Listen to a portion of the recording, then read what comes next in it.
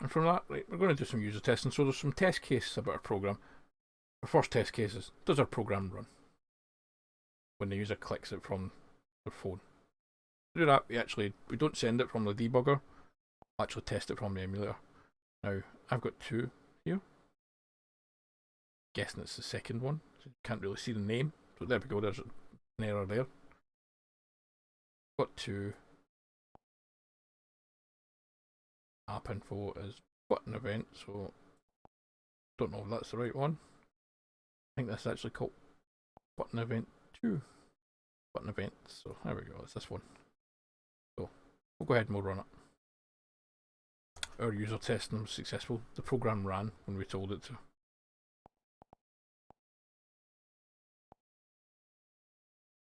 Go ahead again. So that's that. Second user test. The program ran. The second one would be program running and then somebody actually hitting the button. So yeah, we just discovered a bug. It didn't reset. We don't really want it to reset when we minimize the button, but it's an option. There's no way to completely restart it. We go into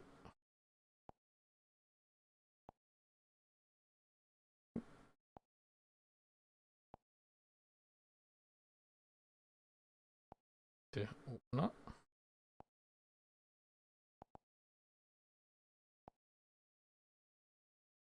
I always try to get to the task manager, but yeah, well, just cut that out. So yeah, the second test would be actually pressing the button. So, go ahead, do use this. So when we press the button, we expect it to display text. If it's been reset, it is reset. Display text in the center, enable the reset button, and add on the count. So start and count. Button is now pressed. Reset button is enabled. Second case of user testing. Pressing the reset button. Reset button should reset it, clear the center text, and disable the reset button. Works. Right there.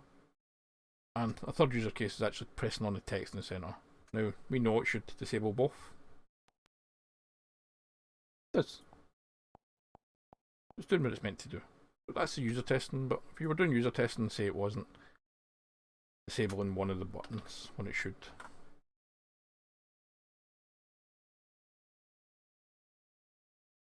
All on it. Should be reloading. There we go. So it's reloaded that app. Go ahead.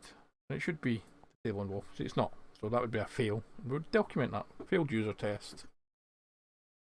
Systems test. But whatever one you want to call it. And we'd go ahead and correct that.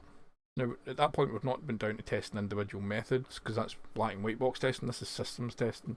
We were testing it as a whole. Just less documentation, to be honest. We're testing, and we can do that for whole objects. So if you were creating like a train object, you would do a user test for creating a train object. Make sure it creates. Pause there. We're going to leave it there because there's a task to follow up. You're going to have to go and create one yourself.